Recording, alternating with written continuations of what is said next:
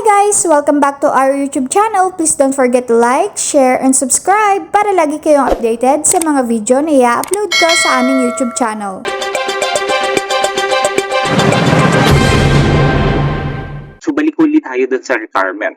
So, normally, yung pagdating po sa age of retirement, familiar tayo dun sa 60 and 65 years old. Pero pagdating po sa date of retirement, apat po yung possible na date of retirement natin. So, yung una, yung ating date of separation. Okay? So, date of separation, applicable po ito sa mga miyembro age 60 to 64 years old. So, yung sinasabi natin date of separation is separation from employment. Halimbawa, yung miyembro meron na siyang 300 contribution and he is already 60 years old. Nagpaalam na siya sa company niya, sa employer na siya ay magre-retire na. Pero pinakausapan siya ng employer niya na magstay pa for 2 more years para i-train yung papalit sa kanya. So, pumayag naman siya. So, nagstay pa siya ng 2 taon pa doon sa kumpanya. So, ang tanong ngayon, kailan yung magiging date of retirement niya? So, yung date of retirement niya will be yung date of separation, yung month na wala nang papasok na contribution. Okay? Second, na possible na maging date of retirement is yung 60th birthday.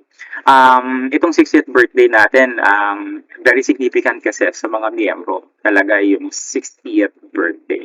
So, marami siyang gusto talaga nila, yung date of retirement nila is also yung kanilang 60th birthday. So, if that's the case, kung may mga kilala kayo, halimbawa, lalo na yung mga participants natin dito na employer representatives or employers na nag-abiso sa kanila na, "Sir, magre-resign na po ako, ma'am, magre-retire na po ako. Nagtungtong ko ng 60. Okay? Kasi gusto ko ang pension ko will start also on my 60th birthday. Okay? So, if that's the case, halimbawa, ang birthday ng inyong ng isang miyembro, sabihin na lang natin November 10. Okay? So, November 10 next month. Okay? So, dapat po, okay, on or before end of the month following yung birth month, okay, dapat po ay separated na from employment yung ating miyembro. So, kung halimbawa ang kanyang birthday nga po is November 10, ibig sabihin on or before yung date of separation na nakalagay doon sa kanyang certificate of employment, dapat po hindi yan lalabas ng October 31st. Okay? So, it should be October 31 or backwards. Okay. Then third, 65th birthday. So, that is regardless kung ang miyembro man ay employer or hindi. So, again, yun yung ating technical retirement age. Okay?